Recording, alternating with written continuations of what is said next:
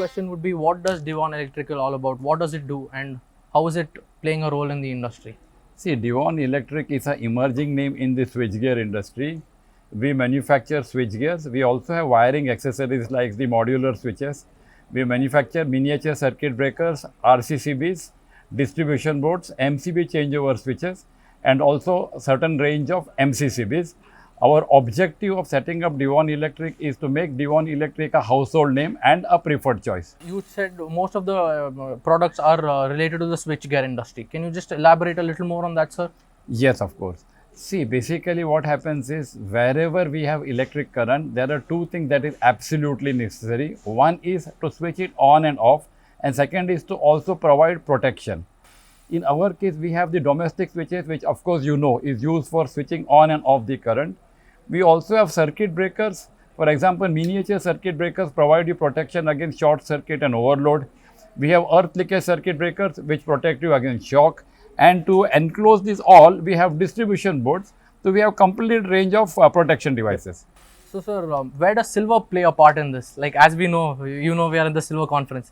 So, where does silver play a part in these electrical gears and switches? This is very important question for all of our audience to know.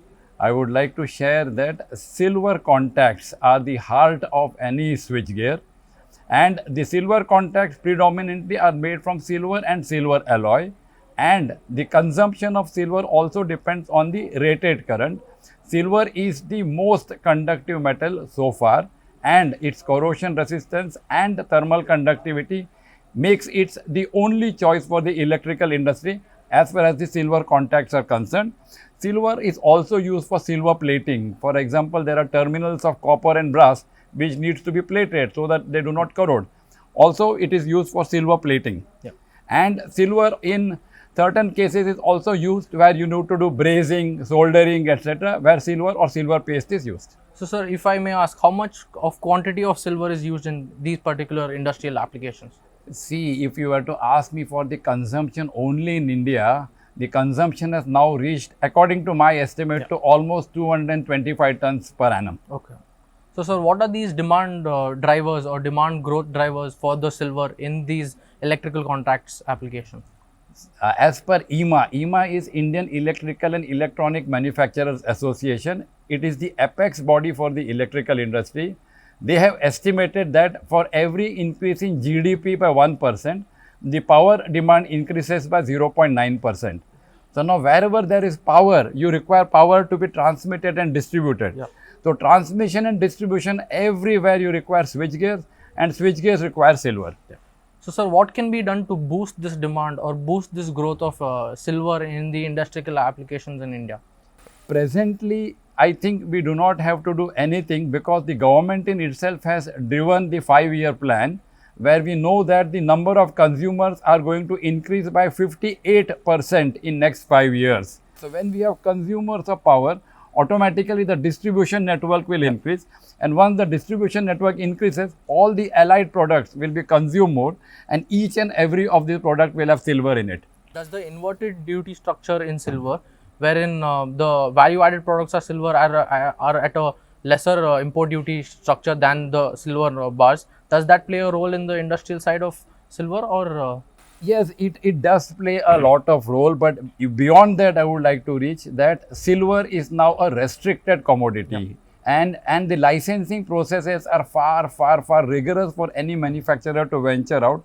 So what happens is, when a switchgear manufacturer looks at the challenge, he prefers to import it rather than buy locally. There are a lot of products where since old age, since several years, there have been nil duty. For example, if I give you example of electromechanical relays. Yeah.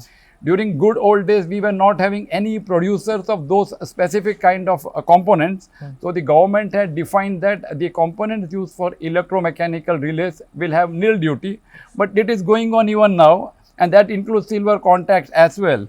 So the import of silver contacts in electromechanical relays is a very big hindrance for the growth of electrical contacts in India. So, sir, most of the industrial users in India, how do they import the silver? Like, in which form do they import? In bars, in grains, granules, alloys? I would divide it into two parts. One is the manufacturer of silver contacts, and another the actual users. Okay. Now most part of it imported by the manufacturer of silver contact, and they try to import it in the form of granules, because finally they will have to either melt it or convert it into powder, though the form will not play a major role.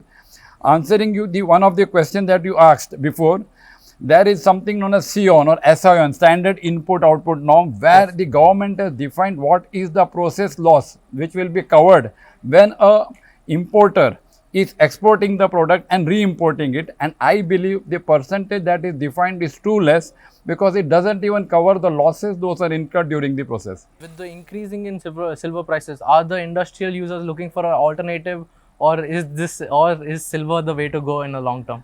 See, I have done a lot of work in this industry. I've spent more than 20 years, and what I have seen is, first, the value of silver in the total cost of the product is not too high. Yes. In good old days, the silver price was 40,000 rupees. It risen to 50, 60, 70, 80. 80 now. Still, the users or the consumers are not feeling that pinch. Yes. But the work that we as industry need to do is, we have to see how we can optimize the use of silver. Yes. And it is not only because of the price, but we are answerable to planet Earth and also to our future generation, our children. Yes.